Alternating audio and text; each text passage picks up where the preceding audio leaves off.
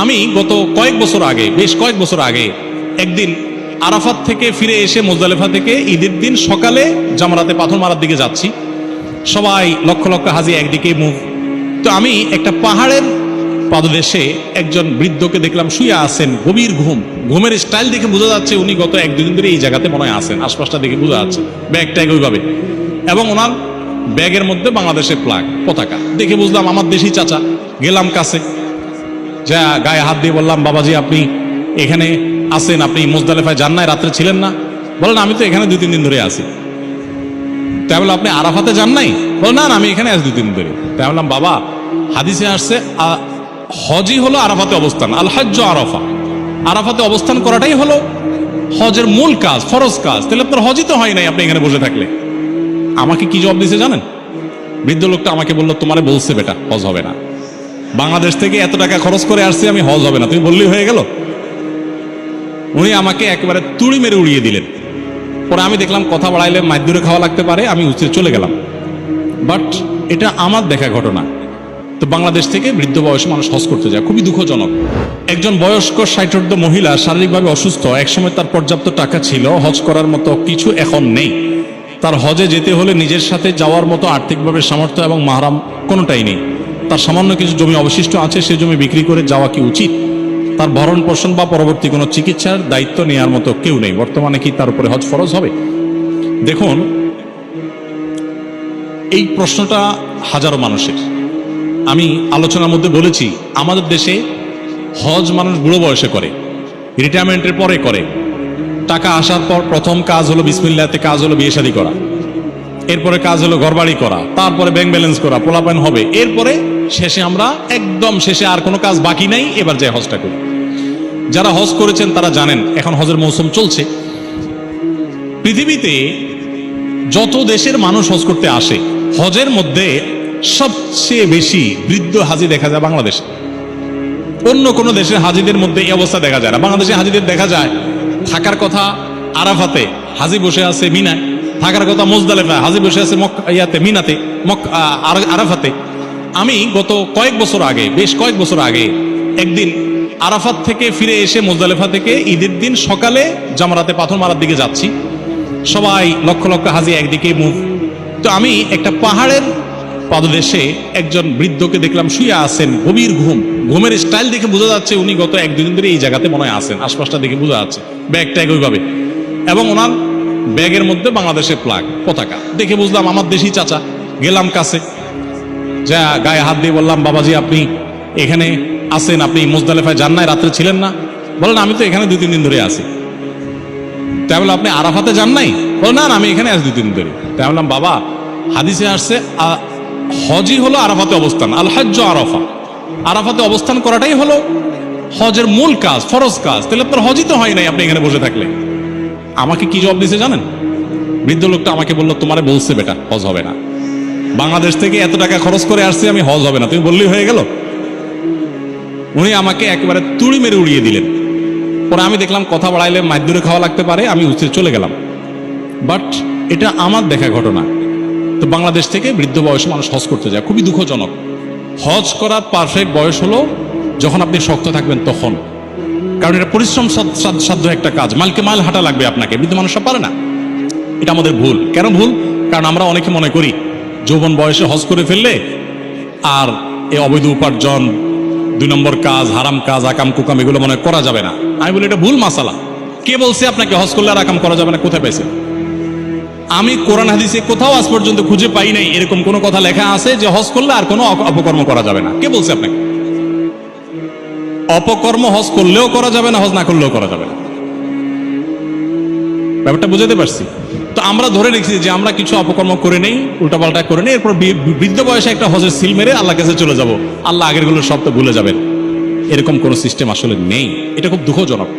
এখন যাদের হজ ফরজ হয়ে গেছে, যেমন যে প্রশ্নকর্তা যেমন বললেন, মহিলা হোক আর পুরুষ হোক, একটা সময় আপনার কাছে হজ করার মতো টাকা ছিল, ধরুন আজ থেকে 10 বছর আগে, বেশি না 7-8 বছর আগেও যদি চলে যায় আমরা, মাত্র 3-4 লাখ টাকা হজ করা যেত।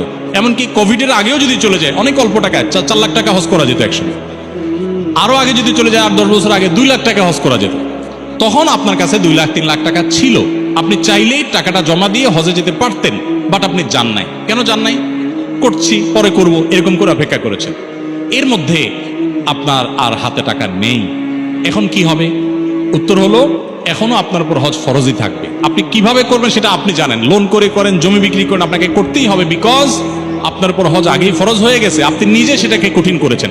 এখন যে কোনো মূল্যে আপনার হজ করতে হবে, হজ ফরজ হয়ে গেছে আপনার উপর। নবী করিম সাল্লাল্লাহু আলাইহি ওয়াসাল্লাম বলেছেন, তোমাদের কারোর যখন হজ করার সামর্থ্য হয় তখন সে যেন একদিনও বিলম্ব না করে, অর্থাৎ 1 বছরও বিলম্ব না করে। কেন? কারণ ফাইন্নাহু লা ইয়াদরি মা ইয়াহদুসু লাহু, কারণ সে জানে না তার জন্য কি অপেক্ষা করছে, কোনো দুর্ঘটনা, কোনো বিপদ আপদের জন্য সময় থাকতে যেন সে হজ করে ফেলে। এজন্য এই ভদ্র মহিলা, এই বৃদ্ধা মা, তার প্রশ্নের উত্তর হলো তাকে যে কোনো মূল্যে হজ করতে হবে। তিনি কিভাবে বাঁচবেন? আল্লাহ তাআলা তাকে বাঁচার তৌফিক দিবেন, বাঁচার জন্য কোনো চেষ্টা তার মধ্যে থাকবে, কিন্তু তাই বলে তিনি হজ না করে থাকবার সুযোগ নেই। প্রয়োজনে তিনি সন্তানদের বা আত্মীয়স্বজনকে উপদেশ দিয়ে, ওসিয়ত করে, অনুরোধ করে তাদের কারোর মাধ্যমে হলেও হজের ব্যবস্থা করতে পারেন। ফিজিক্যালি যদি তিনি অক্ষম হন তাহলে কোনো ব্যক্তিকে তার তরফ থেকে হজ করতে পাঠাবেন, তাতেও তিনি দায়মুক্ত হবেন, আর তা না হলে তিনি দায়ী থাকবেন।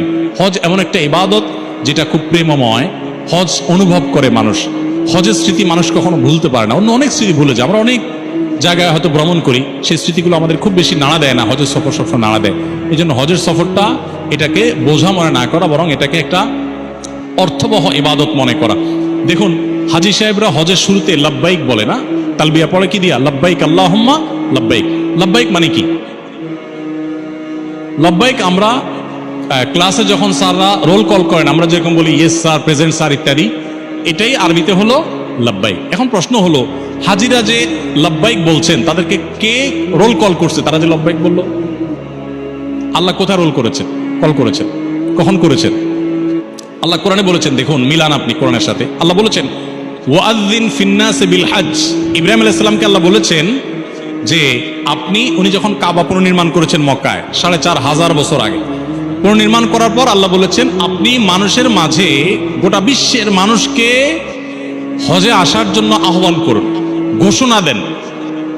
তখন তিনি সাফা পাহাড়ে, সম্ভবত সাফা পাহাড়ে পাশেই এটার চূড়ায় উঠে, হে বিশ্ববাসী, হে লোক সকল, আল্লাহর নির্দেশে আল্লাহর এই ঘর পুনর্নির্মাণ আমি করেছি, যেটা পৃথিবীর প্রথম ঘর, পৃথিবীর সেন্টার পয়েন্ট। তোমরা সবাই এই ঘরে আসো, এখানে ইবাদত করো, এই ঘরের ভিজিট করো, জিয়ারত করো, হজ করো। আল্লাহর আহ্বান তিনি পৌঁছে দিয়েছেন। একটা বিষয় যদি আমরা লক্ষ্য করি, 4500 বছর আগে সোশ্যাল মিডিয়া তো দূরের কথা, স্মার্টফোন তো দূরের কথা, আধুনিক যোগাযোগ মাধ্যমের কিছুই ছিল না তখন আল্লাহ ওনাকে বলছেন যে আপনি ঘোষণা দেন। এই বাক্যের পরের অংশটা আরো ইন্টারেস্টিং। আল্লাহ বলছেন যে আপনার ঘোষণা শুনে, আপনার ঘোষণা পেয়ে, ইয়াতুকা রিজালান ওয়া আলা কুল্লি দামিরিন ইয়াতিনা মিন কুল্লি ফাজ্জিন আমিক, পৃথিবীর বিভিন্ন প্রান্ত থেকে, দূর দূরান্ত থেকে, বিভিন্ন জায়গা থেকে, সব দিক থেকে মানুষ নানা রকমের বাহনে চড়ে আসবে এখানে। একটু মেলাবার চেষ্টা করেন। এখন যদি আল্লাহ আমাদেরকে এরকম নির্দেশ করতেন যে তুমি মানুষদেরকে ঘোষণা দাও, তাহলে আমি চিন্তা করতাম যে সারা বিশ্বে মানুষের কাছে ঘোষণা দেওয়ার একমাত্র মাধ্যম ফেসবুক। সো আমি একটা স্ট্যাটাস দিয়ে দিতাম যে হে লোক সকল, আল্লাহ নির্দেশ করছে তোমাদের হজ করতে আসতে, তাই না?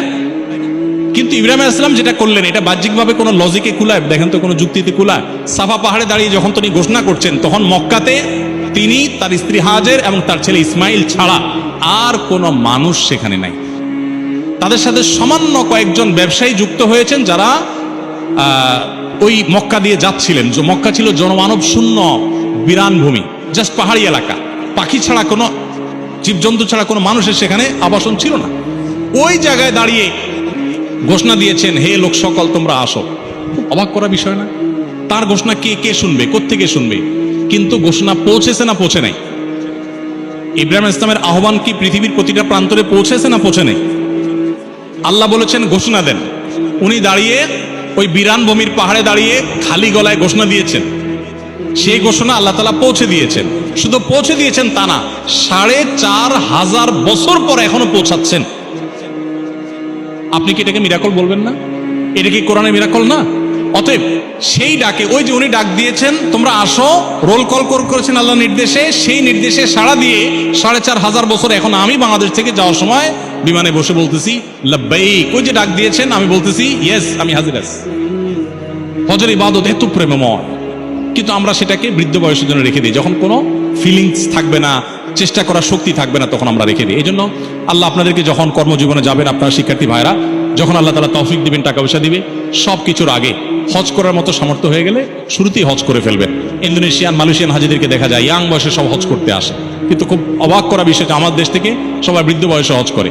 এটা খুবই দুর্ভাগ্যজনক এবং অনুচিত একটা কাজ। যাই হোক, খোলাসা কথা হলো, ইয়াং বয়সে বা আপনার যখন শক্তি সামর্থ্য ছিল, হজ করার মতো টাকা ছিল, বাট আপনি হজ করেন নাই, হজ কিন্তু আপনার উপরে ফরজ হয়ে গেছে। এরপরে আপনি যদি বলেন আর টাকা নাই, এখন তো 7-8 লাখ টাকা লাগে, এই অজুহাত আপনার আল্লাহর কাছে গ্রহণযোগ্য হবে না। আপনার তখন হজ কেন করেন না, এখন আপনি কিভাবে করবেন আপনি জানেন, আপনাকে হজ করতেই হবে যে কোনো মূল্যে। আল্লাহ তাআলা আমাদেরকে বোঝার তৌফিক দান করুন। আপনাদের অনেকগুলো প্রশ্ন, আমার মনে হয় শত প্রশ্ন আছে, এগুলোর উত্তর আমি দিতে পারলাম না, কিন্তু আমি প্রশ্নগুলো নিয়ে যাচ্ছি ইনশাআল্লাহ। আমাদের পেজে শুক্রবারে যে লাইভ হয়ে থাকে রাত 8টার পর, সেই লাইভে, 8-9টার পর সেই লাইভে, অথবা পরবর্তীতে কোনো মিডিয়াতে বা কোনো প্রোগ্রামে আপনাদের প্রশ্ন উত্তরগুলো আমি দিয়ে দিব ইনশাআল্লাহ। যেহেতু আপনারা কষ্ট করে প্রশ্নগুলো লিখেছেন এবং একত্র করেছেন, এগুলো আমি ফেলে দিব না, আমি নিয়ে যাচ্ছি ইনশাআল্লাহ। এই ওয়াদা থাকলো। আমরা যে কথাগুলো শুনলাম, অনেক সময় ধরে কথা বলেছি, এত লম্বা সময় কথা বলবো আমার আশা ছিল না, বাট হয়ে গেছে কথা। আল্লাহ তাআলা আমাদেরকে উপকারী কথাগুলো অনুযায়ী আমল করার তৌফিক দান করুন। আমরা সবাই ভালো মুসলিম হওয়ার চেষ্টা করবো তো ইনশাআল্লাহ। আল্লাহ আমাদের সবাইকে সে তৌফিক দান করুন। আমরা আদর্শ মুসলিম হব, মুসলিম মিল্লাত, বিশ্ব মানবতার জন্য আমরা ভূমিকা রাখবো, তাদের কল্যাণে কাজ করব, আমাদের আল্লাহকে সন্তুষ্ট করে অ্যাজ এ মুসলিম আমি ইসলামকে জানার চেষ্টা করব, নিজেকে পারফেক্ট মুসলিম করার চেষ্টা করব। আল্লাহ তাআলা আমাদের সবাইকে আমল করার তৌফিক দান করুন। জাযাকুমুল্লাহ খাইর ওয়া আখিরু দাওয়ানা আলহামদুলিল্লাহি রাব্বিল আলামিন।